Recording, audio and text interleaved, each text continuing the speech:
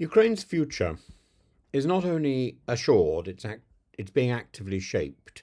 And the key to the future is neither capitulation nor compromise with an adversary who has repeatedly demonstrated bad faith. And bad faith could not have been more in evidence in the early hours of this morning when Russia attacked an electric power station, an electric station.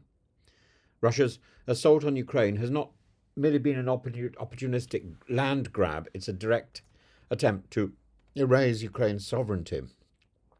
And the idea that Ukraine should negotiate with Vladimir Putin is untenable when one considers how he violated agreements almost before the ink was dry, such as his attack on the Ukrainian power station shortly after reaching this understanding with Donald Trump. And Donald Trump is the man who's supposedly good at making a deal, and he caved in at every moment.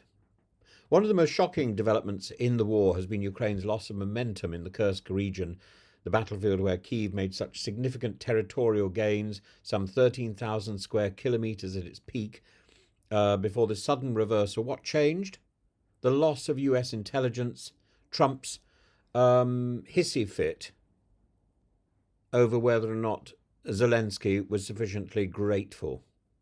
For the first time in modern military history, a coalition partner, Washington, actively deprived its ally of intelligence in the middle of an ongoing battle. And the consequences were swift and devastating. Ukrainian forces operating in an information vacuum were forced to conduct one of the most complex maneuvers in warfare, a fighting retreat under sustained pressure from a superior force. And the result, Ukraine lost ground dramatically, but inflicted heavy losses on Russian and North Korean troops, exposing their strategic incompetence. And the decision to cut off intelligence support is unprecedented and raises serious questions about Washington's strategy. Was this an attempt to force Ukraine into negotiations by making its battlefield position untenable? And if so, it was an act of political cynicism that directly cost lives. No discussion about Ukraine's future is complete without addressing Crimea. Crimea is not merely a symbolic prize, it's the linchpin of security and prosperity in the Black Sea region. And if Ukraine is to have a future as a stable, prosperous nation, then Crimea cannot remain under Russian control, even if Russia rents Crimea to use it. Russia's hold on Crimea gives it dominance over Ukraine's trade routes, limits Kyiv's naval power, and creates an ongoing source of instability in the region. The Russian Black Sea Fleet may have weakened, but as long as Sevastopol remains under Russian control, Ukraine will have to divert enormous resources to counter the threat.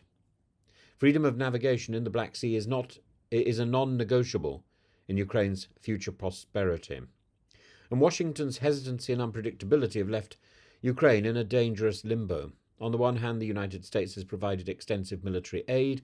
On the other, its decisions such as pausing intelligence support and delaying weapons deliveries have undermined Ukraine's ability to press its advantage. This inconsistency emboldens Russia and actually prolongs the conflict. Ukraine's war effort depends on a steady and reliable flow of arms and intelligence, and without it, Kyiv cannot exploit Russian weaknesses or conduct decisive operations. The fact that Russian gains in Kursk were not the result of superior strategy but of Ukrainian blindness is a stark reminder that politics, not military realities, are determining the course of this war. And while Washington dithers, nations have begun considering direct intervention. European nations have been considering direct intervention. The idea of a coalition of the willing, placing troops in Ukraine, even in a peacekeeping capacity, has been floated, but this raises critical questions. Are these nations prepared for direct confrontation with Russia? Are they willing to act without US support? Europe has a vested interest in Ukraine's survival, but its military capacity is limited. A purely European intervention without US backing is unlikely to deter Moscow. However, if Washington were to commit fully, lifting restrictions on weapons use, increasing intelligence support, and reinforcing sanctions, as well as providing Ukraine with the means to ensure proper defense, Ukraine's position would shift dramatically within days, if not months.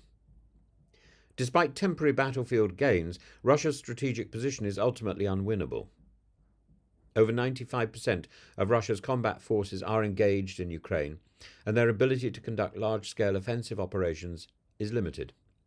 Ukraine has consistently proven itself a formidable defender, withstanding what was expected to be a swift Russian victory in 2022 and subsequently pushing Russian forces out of large swathes of occupied territory. The problem is not that Ukraine lacks the ability to win, but rather that it lacks the sustained logistical support needed to capitalize on Russian weaknesses. If Ukraine had received all the weapons and intelligence it required from the outset, the war could have been going in a very different direction. Even today, given the right level of support, Ukraine is capable of breaking Russian defensive lines and reclaiming occupied territories. If the West is serious about securing Ukraine's future and deterring Russian aggression, several options remain on the table. Restoring full intelligence sharing. The Kursk debacle has demonstrated how critical intelligence is to modern warfare. Restoring, expanding intelligence support to Ukraine must be a top priority. And I think finding an alternative to Starlink. Secondly, unleashing economic warfare. Russia's economy is still functioning because of the lax enforcement of sanctions. Do you know, somebody in the Ukrainian press was saying today that an experiment was conducted to see whether or not essential microchips could be bought, posing as a Russian arms dealer from American microchip producers. And the answer is yes. That's shocking. Isn't that shocking? We need to target the Russian shadow fleet, cut off revenue streams, and seize Russian-linked assets abroad. That could force Moscow into a more vulnerable position, but I'm not convinced that sanctions have ever been the way forward. I think the way forward is to provide adequate and effective defense. Removing restrictions on weapons use is a possibility. I don't think that debate should ever have been had, because now, we give you weapons, and can you use them? Well, I'm not so sure. Oh, yes, you can. And then suddenly, those weapons are our weapons. No, if we sell weapons, or if we gift weapons to Ukraine, it's for them to make the decision what they do with them. Washington has repeatedly blocked Ukraine from striking key military targets inside Russia. We need to give Ukraine the weapons and the intelligence mechanics to be able to control them. We shouldn't be giving somebody weapons and then saying, "Oh, but we have the secret machines that operate that link to the satellites. You don't have access to that." This is silly. But NATO doesn't need to send troops into combat. It needs to deploy forces in western Ukraine, or along NATO's eastern flank. That would send a clear message that further Russian aggression will not go unanswered, particularly NATO's eastern flank. I think a proper defensive weapon system, a proper shield, is the answer for Ukraine. Ukraine's future is not in question. What remains certain or uncertain is the West's resolve to ensure it, because I don't think Ukraine is ever going to give up while Russian boots are on the ground. Russia cannot sustain this war indefinitely. Ukraine knows that, and anyone who's observing the war knows that. And it is extraordinary that Trump has actually gifted Putin, or what remains of Putin, a second life. Putin has been resurrected by Trump. It's like the satanic rites of Dracula, isn't it? Did Trump slit his own wrists to produce the blood that would actually invigorate, reanimate the Putin corpse? Who knows? I love those old Christopher Lee films, by the way. So that's what I'm referencing. And if you've seen the satanic rites of Dracula, Dracula Rises Again, Dracula AD 72, the more ridiculous ones are the ones I particularly like.